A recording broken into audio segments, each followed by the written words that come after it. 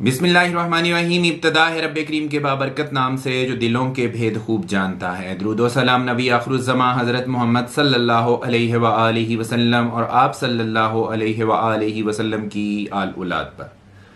अस्सलाम वालेकुम नाज़रीन, मेरा नाम फ़र्रुख शराज है। ट्रांसपेरेंट प्रॉपर्टीज़ के प्लेटफॉर्म से एक दफ़ा दोबारा आपकी खिदमत में हाज़िर हैं। नाज़रीन, आज की हमारी ये जो वीडियो है ये होगी रियल एस्टेट के ऊपर जो टैक्सेस लगाए गए हैं नए बजट में। 2024 का जो बजट आया है उसके अंदर जो टैक्सेस लगाए गए हैं उसके ऊपर हम डिटेल से बात करेंगे। बहुत सारे हमारे कस्टमर, व्यूवर्स और क्लाइंट्स जो हैं वो तजब्जुब का शिकार हैं, वो कन्फ्यूजन का शिकार हैं कि यार ये हुआ क्या है। उनको समझ नहीं आ रही है कि किस चीज़ के ऊपर कौन सा टैक्स लगा है। तो आज की ये वाली वीडियो जब आप देखेंगे तो इंशाल्लाह ताला मैं उम्मीद करता हूं कि आपके सारे सवालात जो हैं उनके जवाबात मिल जाएंगे, क्योंकि मेरी हमेशा ये कोशिश रही है कि मैं आपको चीज़ें इंतहाई सादा करके, सिंपल करके आपके सामने रखूं ताकि आप आसानी से उसको समझ सकें। इसके ऊपर एक चीज़ तो हम ये बात करेंगे कि कौन कौन से टैक्सेस किस किस के ऊपर लगे हैं, एक पार्ट होगा। दूसरा पार्ट जो होगा उसके ऊपर हम बात करेंगे कि कंस्ट्रक्शन के ऊपर क्या इम्पैक्ट आएगा, ये चीज़ होगी। और तीसरी चीज़ जो हम आपसे डिस्कस करेंगे वो ये है कि इस कंडीशन के अंदर जबकि ये टैक्सेस लग चुके हैं तो आपके लिए अपॉर्चुनिटी क्या है, आप किस जगह से पैसा कमा सकते हैं। ये सारी चीज़ें बड़ी इंपॉर्टेंट हैं, इसलिए वीडियो को एंड तक देखना बहुत ज़रूरी है। इससे पहले कि मैं अपनी वीडियो का बाकायदा आगाज़ करूं, आप लोगों से गुजारिश है मेरे चैनल को सब्सक्राइब कर दें, साथ में लगे हुए बेल आइकॉन को क्लिक कर दें और ऑल का नोटिफिकेशन ऑन कर दें ताकि इस तरह की इंफॉर्मेटिव वीडियोस आपको आइंदा भी मिलती रहे। सबसे पहली चीज़ नाज़रीन, हम डिस्कस कर लेते हैं कि जो इमूवेबल प्रॉपर्टी है उसके ऊपर, इमूवेबल का मतलब क्या होता है कि ऐसी प्रॉपर्टी जिसको आप मूव नहीं कर सकते। फॉर एग्जाम्पल, वो आपका प्लॉट है, वो आपका घर है, ये ऐसी चीजें जिनको आप मूव नहीं कर सकते, एक जगह से दूसरी जगह पे इनको शिफ्ट नहीं कर सकते, तो इमूवेबल प्रॉपर्टी इसको बोलते हैं। इमूवेबल प्रॉपर्टी के ऊपर 3 तरह का टैक्स जो है वो आपको देना होगा। सेल और परचेज के ऊपर एक टैक्स लगेगा, दूसरा जो होगा वो आपका गेन टैक्स होगा, और तीसरा जो होगा आपका वो एफईडी होगा। ये 3 तरह के टैक्सेस होंगे। इनकी तफसील क्या है उसमें अब चलते हैं। अगर आप कोई प्रॉपर्टी, इमूवेबल प्रॉपर्टी की मैं बात कर रहा हूं, इमूवेबल प्रॉपर्टी जो है अगर आप परचेज करते हैं उसकी डिफरेंट स्लैब्स बना दी गई हैं। फॉर एग्जाम्पल, आपकी जो प्रॉपर्टी है, खा वो प्लॉट है, खा वो आपका घर है या कुछ भी है, या कोई कमर्शियल दुकान है, वट जो भी है, उसमें क्या है कि अगर उसकी वैल्यू 5 करोड़ तक है और आप हैं फाइलर, तो उसके ऊपर आपको परचेज करने के ऊपर आपको 3% टैक्स देना होगा। अगर आप नॉन फाइलर हैं तो फिर कितना देना होगा? 5 करोड़ तक की प्रॉपर्टी के ऊपर फाइलर के ऊपर कितना टैक्स है? 3%। अगर आप नॉन फाइलर हैं तो कितना टैक्स लगेगा? 12%। अच्छा खासा फर्क है, ये आप देख सकते हैं कि फाइलर और नॉन फाइलर में अच्छा खासा गैप जो है ना वो आया है, इसलिए कि जो नॉन फाइलर हैं वो भी फाइलर लिस्ट में शामिल हो जाएं। इस चीज को इनकरेज किया जा रहा है। उसके बाद अगली चीज के ऊपर, अगली स्लैब के ऊपर आते हैं। अगर आप परचेज कर रहे हैं, अभी हम सिर्फ परचेज की बात कर रहे हैं, अभी सेल की बात नहीं कर रहे, सिर्फ परचेज की बात कर रहे हैं। पहली चीज मैं आपको बताई कि 5 करोड़ तक की प्रॉपर्टी अगर आप खरीदते हैं, अगर आप फाइलर हैं तो 3% देंगे, अगर आप नॉन फाइलर हैं तो 12% देंगे। इसी तरह से अगर आपकी प्रॉपर्टी जो है वो 5 करोड़ से लेके 10 करोड़ के अंदर अंदर है और आप फाइलर है तो फिर आपको कितना टैक्स देना होगा? 3.5%, 3.5% आपने टैक्स देना होगा। किस प्रॉपर्टी के ऊपर? उस प्रॉपर्टी के ऊपर जिसकी वैल्यू 5 करोड़ से लेकर 10 करोड़ तक है। ये परचेज की मैं बात कर रहा हूं। और अगर आप नॉन फाइलर हैं तो आपको कितना टैक्स देना होगा? 16%। मैं रिपीट करता हूं कि आप अगर प्रॉपर्टी परचेज करने जा रहे हैं, इमूवेबल प्रॉपर्टी 5 करोड़ से लेके 10 करोड़ तक उसकी अगर वैल्यू है, अगर आप फाइलर हैं तो 3.5% देंगे, अगर नॉन फाइलर हैं तो 16% देंगे। अब आते हैं तीसरी स्लैब की तरफ। अगर आप कोई प्रॉपर्टी परचेज करने जा रहे हैं जिसकी वैल्यू 10 करोड़ से ऊपर है तो फाइलर हैं तो 4% देंगे, नॉन फाइलर हैं तो 20% देंगे। यह है परचेज के टाइम के ऊपर। अब इसमें भी, अब फाइलर जो होता है ना, फाइलर, उसमें भी आगे 2 कैटेगरी होती है। नॉन फाइलर का तो है कि वो फाइल कर ही नहीं रहा ना, उसका तो बिल्कुल एक साइड पे हो गया सीन। अब फाइलर में भी दो तरह की कैटेगरी है, एक रेगुलर फाइलर है और एक है लेट फाइलर। अब लेट फाइलर क्या होता है? लेट फाइलर वो होता है, मिसाल के तौर पे आपने कोई प्रॉपर्टी खरीदनी थी, आपको पता लगा कि यार ये वाली प्रॉपर्टी जो है ना, ये जब मैं नॉन फाइलर के तौर पे खरीदूंगा तो मुझे मिसाल के तौर पे उसके ऊपर 16% टैक्स लगेगा। अगर मैं फाइलर बन जाता हूं तो मुझे 3.5% टैक्स लगेगा। तो आप क्या करते हैं कि आप किसी वकील को थोड़े से पैसे देते हैं, आप फाइलर बन जाते हैं, आप एक्टर फाइलर की लिस्ट में आ जाते हैं। अगर इस तरह का कोई केस है कि सिर्फ आपने प्रॉपर्टी खरीदने के लिए जो है ना आपने आपको फाइलर रजिस्टर जो है ना वो साबित किया, तो उस केस में क्या होगा? क्योंकि आप रेगुलर फाइलर नहीं है, प्रीवियस ईयर का रिकॉर्ड जो है एफबीआर के पास आपका नहीं होगा, तो उस केस में क्या होगा? अगर 5 करोड़ तक की प्रॉपर्टी आप खरीदते हैं तो आपको 6% टैक्स लगेगा। ये लेट फाइलर की मैं बात कर रहा हूं। अगर 5 से 10 करोड़ की प्रॉपर्टी खरीदते हैं तो 7% टैक्स लगेगा, और 10 करोड़ से ऊपर की प्रॉपर्टी खरीदते हैं तो 8% लगेगा। रेगुलर का और लेट पेयर का भी मैं आपको यहां पे कंपैरिजन कर देता हूं। देखें, अगर आप रेगुलर फाइलर हैं और 5 करोड़ की प्रॉपर्टी आप खरीदते हैं तो आपको कितना टैक्स पे करना है? 3% परचेज करते वक्त। लेकिन अगर आप लेट फाइलर हैं तो फिर कितना करना है? 6%। रेगुलर को 3%, लेट फाइलर को 6%। अगर आप रेगुलर फाइलर हैं, परचेज करते हैं 5 करोड़ से लेकर 10 करोड़ तक की प्रॉपर्टी, कितना टैक्स लगेगा? 3.5%। और अगर आप लेट फाइलर हैं तो कितना लगेगा? 7%। मतलब डबल है उसका। अगर 3% फाइलर दे रहा है तो लेट फाइलर 6% दे रहा है। अगर फाइलर 3.5% दे रहा है और लेट फाइलर 7% दे रहा है।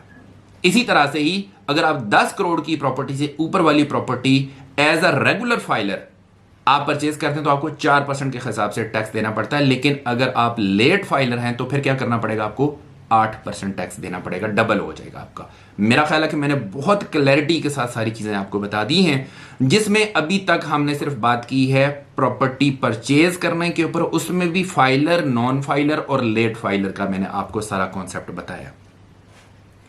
अब अगला हिस्सा आता है सेल का। आपके पास कोई प्रॉपर्टी है, अब आप उसको सेल करना चाहते हैं। अब सेल करने के ऊपर भी इसी तरह से ही ये वाली चीजें होंगी, उसके ऊपर थोड़ा सा डिफरेंस है, वो भी आपको बता देता हूं। अगर आपकी प्रॉपर्टी जो है वो 5 करोड़ तक है और आप फाइलर हैं, रेगुलर फाइलर की बात कर रहा हूं, तो 3% आपको टैक्स देना होगा सेल के ऊपर। और अगर आप नॉन फाइलर हैं तो फिर आपको कितना होगा? 10% देना होगा। नॉन फाइलर का वैसे सेल के ऊपर जो है वो स्ट्रेट 10% कर दिया गया है। इसके अलावा सेल करनी है आपने अपनी प्रॉपर्टी, आप रेगुलर फाइलर हैं और आपकी प्रॉपर्टी की वैल्यू जो है वो 5 करोड़ से लेके 10 करोड़ के दरमियान है, तो आप 4% के हिसाब से टैक्स देंगे। और अगर नॉन फाइलर हैं तो 10% है। ये सेल की बात हो रही है, पहला हिस्सा परचेज का था, ये सेल की बात हो रही है।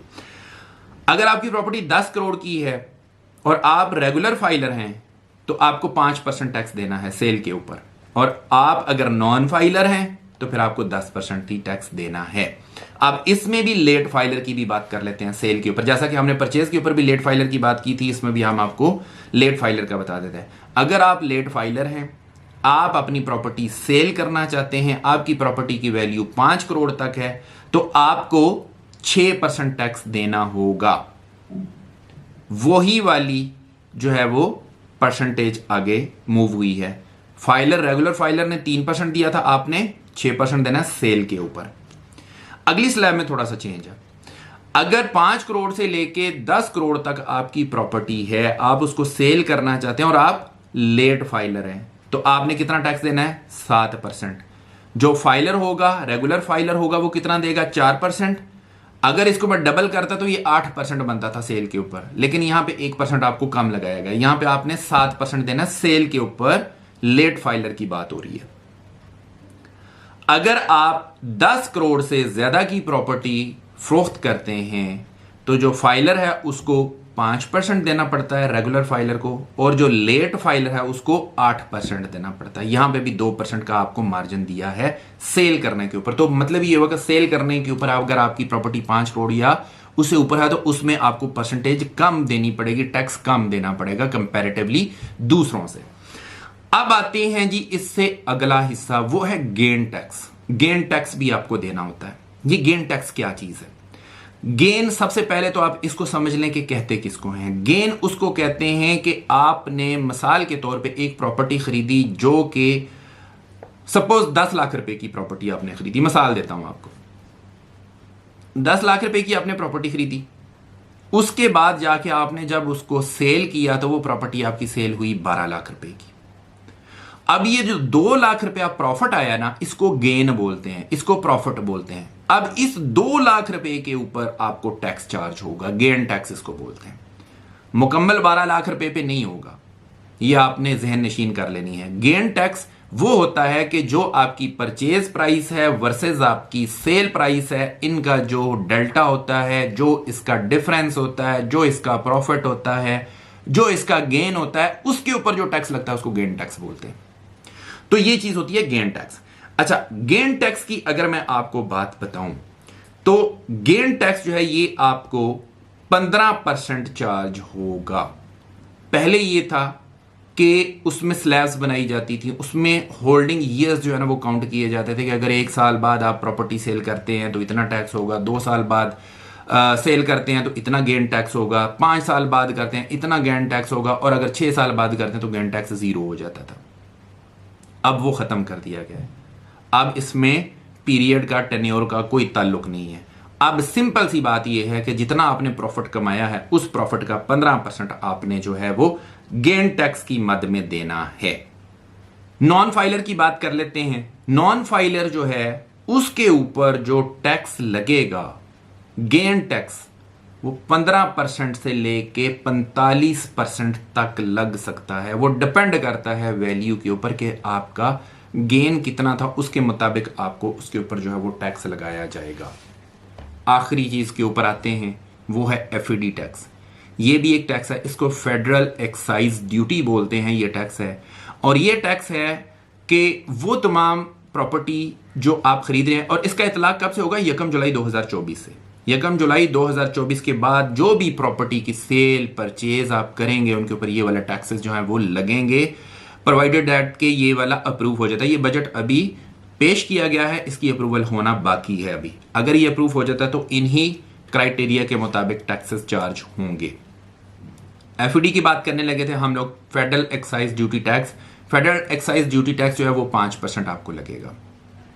वो जब भी आप कोई नई परचेज करते हैं, कोई भी प्रॉपर्टी आप नई परचेज करते हैं तो उसके ऊपर आपको एफईडी 5% लगता है। मैं आपको अपनी ऑब्जर्वेशन बताता हूं। मेरा ये ख्याल है जाती तौर पे, लेट्स सी इसमें थोड़ी क्लैरिटी बाद में आएगी, मेरा ये ख्याल है कि बिल्कुल जो फ्रेश इन्वेंट्री होगी ना, जो बिल्कुल पहली दफा कोई सेल होने जा रही होगी चीज, ये फेडरल एक्साइज ड्यूटी टैक्स उसके ऊपर लगेगा 5%। अगर वो रीसेल में आता है, दूसरी दफा बिकने के लिए आता है, तीसरी दफा आता है, चौथी दफा आता है, तो मेरा नहीं ख्याल कि उसके ऊपर ये वाला टैक्स लगेगा। ये टैक्स सिर्फ पहली दफा जो प्रॉपर्टी सेल होती है उसके ऊपर ही लगेगा। बट लेट्स सी, इसमें क्लैरिटी जो है वो बाद में आएगी। अभी मेरी ये अपनी ऑब्जर्वेशन है जो मैं आपको बता रहा हूं।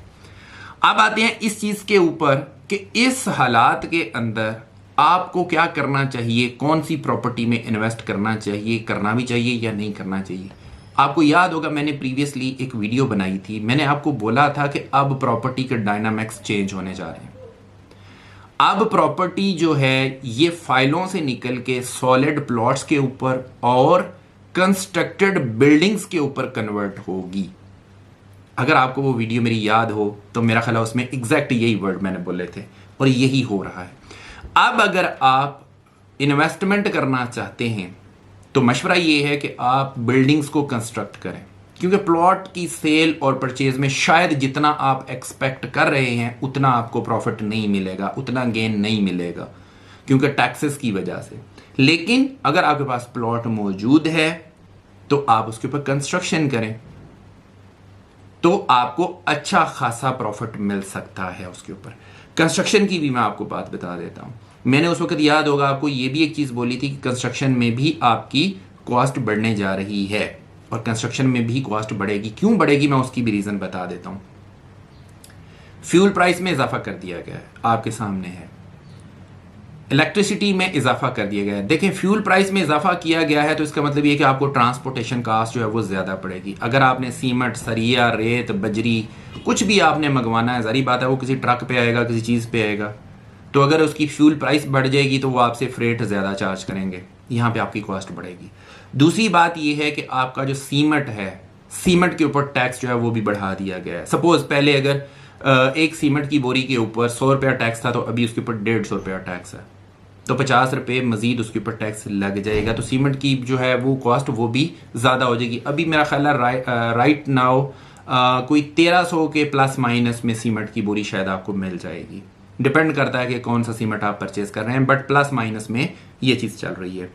इसी तरह से जो अव्वल ईंट है उसमें भी इजाफा हो जाएगा, उसकी भी कॉस्ट में इजाफा हो जाएगा। जो सरिया है राउंड अबाउट मेरा ख्याल है कि 265 से लेके 270 के दरमियान में पर केजी आपको लगता है, या अगर टन की बात करें तो 2,65,000 रुपये से 2,70,000 रुपया पर टन के हिसाब से आपको सरिया मिलता है। तो ये आने वाले वक्त में, क्योंकि ये डिपेंड करता है डॉलर रेट के ऊपर, डॉलर रेट की प्रेडिक्शन जो है वो ये है कि ये मजीद इंक्रीज करेगा, क्योंकि अभी राइट नाउ 278 280 के दरमियान में चल रहा है डॉलर, और इसकी प्रेडिक्शन ये है कि ये 295 के करीब या 290-95 के करीब ये होगा 2025 में। तो अगर डॉलर रेट भी बढ़ता है तो आपके स्टील का जो है रेट वो भी बढ़ जाएगा, और अगर स्टील का रेट बढ़ता है फॉर एग्जांपल 2,70,000 से ये 3 लाख रुपया पर टन के ऊपर चला जाता है, तो ऑब्वियसली कंस्ट्रक्शन कॉस्ट में भी आपका इजाफा होगा।